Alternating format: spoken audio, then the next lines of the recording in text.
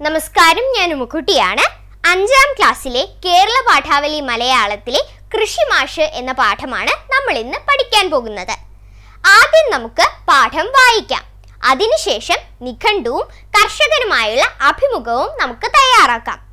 5ാം ക്ലാസ്സിലെ മറ്റു വീഡിയോകളുടെ ലിങ്ക് ഞാൻ താഴെ കൊടുത്തിട്ടുണ്ട്. അത് കാണാത്ത കൂട്ടുകാരുണ്ടെങ്കിൽ എന്തായാലും കാണുമല്ലോ. അപ്പോൾ നമുക്ക് വീഡിയോയിലേക്ക് കടക്കാം. കൂട്ടുകാർ, ഈ ചിത്രം ഒന്ന് നോക്കൂ.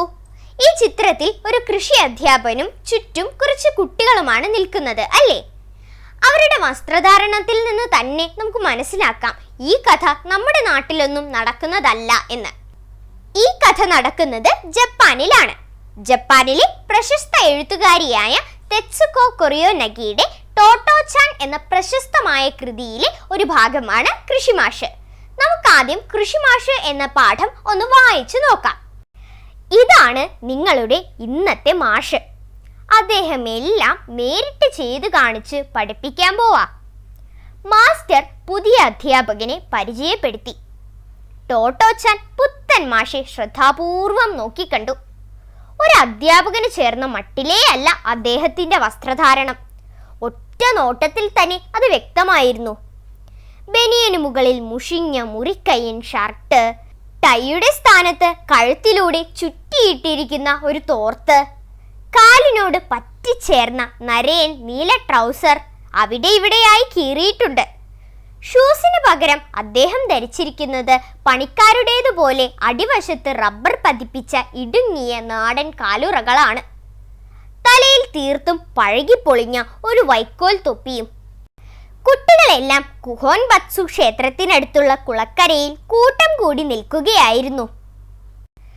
ഈ മാഷെ മുമ്പ് കണ്ടിട്ടുണ്ടല്ലോ. ഒന്നുകൂടി ശ്രദ്ധിച്ചു നോക്കിയപ്പോൾ കൊച്ചു ടോട്ടോയ്ക്ക് സംശയമായി. പക്ഷേ എവിടെ വച്ച്? അവൾ അത്ഭുതപ്പെട്ടു. വെയിലേറ്റ് കരിവാളിച്ച് ചുളിവുകൾ വീണ മുഖം, അരയിൽ ബെൽറ്റ് പോലെ മുറുക്കി കെട്ടിയിരിക്കുന്ന ചരടും അതിൽ ഞാന്നു കിടക്കുന്ന നീളൻ പുകക്കുഴലും എല്ലാം മുമ്പ് എവിടെയോ കണ്ടിട്ടുള്ളതുപോലെ. പൊടുന്നനെ അവൾക്ക് ഓർമ്മ വന്നു. നീർച്ചാലിനടുത്ത പാടത്തിൽ കൃഷിപ്പണി ചെയ്യണ ആളല്ലേ? ഉത്സാഹപൂർവം അവൾ ചോദിച്ചു. ഉവ്വ്. മുഖം ചുളിച്ച് പല്ല് പുറത്തു കാട്ടി ചിരിച്ചുകൊണ്ട് അധ്യാപകൻ പറഞ്ഞു. കുഹോൻബത്സുവിലേക്ക് നടക്കാനിറങ്ങുമ്പോഴൊക്കെ നിങ്ങൾ അതുവഴിയാ പോവാറല്ലേ? നിറയെ കടുകിമ്പൂക്കളുള്ള പാടംല്ലേ? അതെന്റെ പാടാ. ഹായ്, അപ്പൊ നിങ്ങൾ ഞങ്ങളുടെ ഇന്നത്തെ മാഷാവാൻ പോണു? തെല്ലമ്പരപ്പോടെ കുട്ടികൾ ആർത്തു വിളിച്ചു. ഹേ അല്ലല്ല, കൈ നിഷേധഭാവത്തിൽ ചലിപ്പിച്ച് തെല്ല് ജാള്യത്തോടെ അദ്ദേഹം പറഞ്ഞു. ഞാൻ മാഷൊന്നും അല്ല, ഒരു വെറും കൃഷിക്കാരൻ.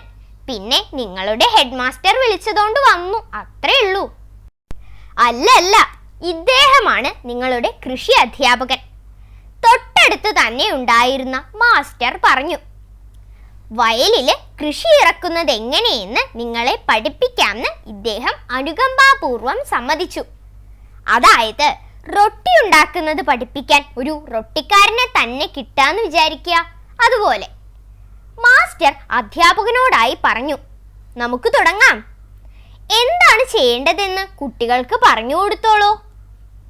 ഒരു സാധാരണ എലിമെന്ററി സ്കൂളിലാണെങ്കിൽ ആരായാലും എന്ത് വിഷയമായാലും കുട്ടികളെ പഠിപ്പിക്കാൻ അധ്യാപന യോഗ്യതകൾ ഉണ്ടായേ മതിയാവൂ. പക്ഷേ കൊബയാഷി മാസ്റ്റർ ഇത്തരം കാര്യങ്ങൾ ആലോചിച്ച് തല പുണ്ണാക്കാറില്ല. കാര്യങ്ങൾ നേരിട്ട് കണ്ട് പഠിക്കുന്നതാണ് കുട്ടികളെ സംബന്ധിച്ചിടത്തോളം പ്രധാനമെന്ന് അദ്ദേഹം കരുതി. അപ്പോ തുടങ്ങാംല്ലേ? കൃഷി പഠിപ്പിക്കും മാഷ് കുട്ടികളോടായി പറഞ്ഞു. പാടം പണിക്കായി അവർ ഒത്തുകൂടിയ കുഹോൻബത്സു കുളക്കരയിലെ ആ പ്രദേശത്തിന് സവിശേഷമായൊരു കുളിർമയുണ്ടായിരുന്നു.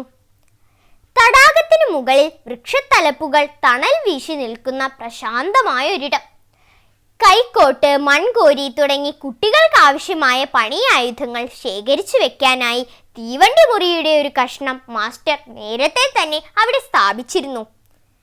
കൃഷിക്കായി തെരഞ്ഞെടുത്ത ഭൂമിയുടെ ഒത്ത മധ്യത്ത് ആ കുഞ്ഞു തീവണ്ടി നിശ്ചലം കിടന്നു. കൃഷിമാഷിന്റെ നിർദ്ദേശപ്രകാരം കുട്ടികൾ തീവണ്ടി മുറിക്കുള്ളിൽ കയറി കൈക്കോട്ടുകളും മറ്റും പുറത്തെടുത്തു. ആദ്യം കള പറിക്കലാണ്. അവർ ജോലി ആരംഭിച്ചു. കളകളെ സംബന്ധിച്ച എല്ലാ കാര്യങ്ങളും മാഷ് കുട്ടികൾക്ക് പറഞ്ഞു കൊടുത്തു. അവയുടെ കരുത്തിനെ പറ്റി, ചില കളകൾ വിളകളേക്കാൾ തഴച്ചു വളർന്ന് സൂര്യനിൽ നിന്ന് അവയെ മറച്ചു പിടിക്കുന്നതിനെ പറ്റി, അവ എങ്ങനെ അപകടകാരികളായ കീടങ്ങൾക്ക് സുഖകരമായ താവളങ്ങളാകുന്നു എന്നതിനെ പറ്റി, മണ്ണിലെ പോഷകാമൂല്യങ്ങളെല്ലാം തിന്നു തീർത്ത് അവ എങ്ങനെ വിളകൾക്ക് ഉപദ്രവമായി തീരുന്നു എന്നതിനെ പറ്റി, അങ്ങനെ അദ്ദേഹം ഓരോന്നോരോന്നായി പഠിപ്പിച്ചു. സംസാരിക്കുന്നതിനിടയിൽ ഒരിക്കൽ പോലും അദ്ദേഹം കള പറിക്കൽ നിർത്തിയില്ല. കുട്ടികളും ആ രീതി പിന്തുടർന്നു. തുടർന്ന് നിലം കിളച്ചു മറിക്കേണ്ടത് എങ്ങനെയെന്ന് മാഷ് അവർക്ക് കാട്ടിക്കൊടുത്തു. ഉഴവുചാലുകൾ നിർമ്മിക്കുന്ന രീതി, രാസവളം തളിക്കേണ്ട രീതി തുടങ്ങി പാടത്ത് കൃഷി ചെയ്യുന്നതിന് അറിഞ്ഞിരിക്കേണ്ട എല്ലാ കാര്യങ്ങളും ക്രമത്തിൽ അദ്ദേഹം വിശദീകരിച്ചു. ഒപ്പം അവയൊക്കെയും ചെയ്തു കാണിക്കുകയും ചെയ്തു. ഒരു കുഞ്ഞു പാമ്പ് തല പുറത്തേക്കിട്ടു. മുതിർന്ന കുട്ടികളിൽ ഒരാളായ താച്ചാൻ നിന്നിരുന്നതിന് തൊട്ടടുത്ത്. കൃഷിമാഷ് അവനെ സമാശ്വസിപ്പിച്ചു. പേടിക്കണ്ടാട്ടോ, ഇവിടെയുള്ള പാമ്പുകൾക്ക് വിഷമില്ല. നമ്മൾ അങ്ങോട്ട് ഉപദ്രവിക്കാതിരുന്ന അതൊന്നും ചെയ്യില്ല. പാടത്ത് കൃഷി ഇറക്കാൻ പഠിപ്പിക്കുന്നതിനിടയിൽ രസകരമായ പലതും അദ്ദേഹം അവർക്ക് പറഞ്ഞു കൊടുത്തു.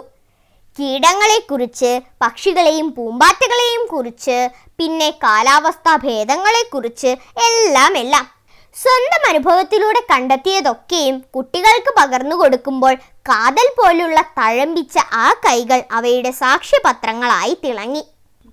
കൃഷിക്കാരൻ മാഷിന്റെ സഹായത്തോടെ ഞാറുനടിയിൽ പൂർത്തിയാക്കിയ നിമിഷങ്ങളിൽ കുട്ടികൾ വിയർത്തൊലിക്കുന്നുണ്ടായിരുന്നു. 1-2 ഉഴവുചാലുകൾ ലേശം വളഞ്ഞുപോയി.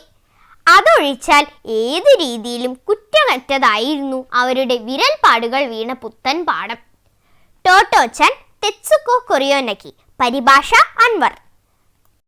ഇനി നമുക്ക് ഈ പാഠത്തിലെ ചില പ്രവർത്തനങ്ങൾ ചെയ്തു നോക്കാം. കൃഷിമാഷിന്റെ വേഷത്തിന്റെ പ്രത്യേകതകൾ കണ്ടെത്തി കുറിപ്പ് തയ്യാറാക്കുക. ബനിയന് മുകളിൽ മുഷിഞ്ഞ മുറിക്കയ്യൻ ഷർട്ട്, ടൈയുടെ സ്ഥാനത്ത് കഴുത്തിലൂടെ ചുറ്റിയിട്ടിരിക്കുന്ന ഒരു തോർത്ത്, കാലിനോട് പറ്റിച്ചേർന്ന നരയൻ നീല ട്രൗസർ അവിടെ ഇവിടെയായി കീറിയിട്ടുണ്ട്. ഷൂസിന് പകരം അദ്ദേഹം ധരിച്ചിരുന്നത് പണിക്കാരുടേതുപോലെ അടിവശത്ത് റബ്ബർ പതിപ്പിച്ച ഇടുങ്ങിയ നാടൻ കാലുറകളാണ്. തലയിൽ തീർത്തും പഴകിപ്പൊളിഞ്ഞ ഒരു വൈക്കോൽ തൊപ്പിയും. ഇതൊക്കെയായിരുന്നു കൃഷിമാഷിന്റെ വേഷം. ഇനി നമുക്കൊരു നിഘണ്ടു തയ്യാറാക്കാം. നമ്മുടെ പാഠഭാഗത്ത് ചില നാടൻ പ്രയോഗങ്ങൾ ഉപയോഗിച്ചിരിക്കുന്നുണ്ട്. അതിൻ്റെ ശരിയായ പ്രയോഗമാണ് ഇവിടെ കൊടുത്തിരിക്കുന്നത്. പഠിപ്പിക്കാൻ പോവാ, പഠിപ്പിക്കാൻ പോവുകയാണ്. ഉവ്വ്, അതെ. പൂവാറ് അല്ലേ, പോകാറുള്ളത് അല്ലേ. നിറയെ. പാടംലേ, പാടമല്ലേ. അതെന്റെ പാടാ, അത് എൻ്റെ പാടമാണ്. വിളിച്ചതോണ്ട്, വിളിച്ചത് കൊണ്ട്. അത്രേ ഉള്ളൂ. മാഷൊന്നും അല്ല. മാഷാവാൻ പോണു, മാഷാകാൻ പോകുന്നു. വയലിൽ. പഠിപ്പിക്കാം എന്ന്. കിട്ടാന്ന് വിചാരിക്കുക, കിട്ടുക എന്ന് വിചാരിക്കുക. തുടങ്ങാം. പേടിക്കണ്ട കേട്ടോ. ഇവിടെയുള്ള. വിഷമില്ല. ഇനി അടുത്ത പ്രവർത്തനം. കൃഷി അന്നും ഇന്നും എന്ന വിഷയവുമായി ബന്ധപ്പെട്ട് നിങ്ങളുടെ നാട്ടിലുള്ള ഒരു കർഷകനുമായി അഭിമുഖം നടത്താനുള്ള ചോദ്യങ്ങൾ തയ്യാറാക്കാം. അഭിമുഖം നടത്തി ആശയങ്ങൾ ചോദ്യോത്തര രൂപത്തിൽ ക്രോഡീകരിക്കുക. കുട്ടികൾ ചോദ്യം ചോദിക്കുകയും കൃഷിക്കാരൻ അതിന് മറുപടി നൽകുകയും ചെയ്യുന്നു. കൃഷി അന്നും ഇന്നും. കർഷകനുമായുള്ള അഭിമുഖം. പഴയ കാലത്തെ കൃഷി രീതികളെക്കുറിച്ച് ഒന്ന് വിശദമാക്കാമോ? നമുക്ക് ആവശ്യമുള്ള അരിയും പച്ചക്കറിയും എല്ലാം കൃഷി ചെയ്യുക എന്നതായിരുന്നു പണ്ടത്തെ രീതി. ഇന്നത്തെ പോലെ പച്ചക്കറി കടയിൽ നിന്ന് വാങ്ങുന്ന ശീലം അന്നുണ്ടായിരുന്നില്ല. എല്ലാം പറമ്പിലും പാടത്തും കൃഷി ചെയ്യും. നെൽകൃഷിയായിരുന്നു ഏറ്റവും പ്രധാനം. ചിങ്ങമാസത്തിലാണ് വിളവെടുപ്പ്. നമ്മുടെ വിളവെടുപ്പ് ഉത്സവമാണ് ഓണം. ഓണമാകുമ്പോഴേക്കും നെല്ല് മാത്രമല്ല, പറമ്പിലെ വാഴ, ചേന, ചേമ്പ്, മരച്ചീനി, ഇഞ്ചി, മറ്റു പച്ചക്കറികൾ എല്ലാം വിളഞ്ഞ് പാകമാകും.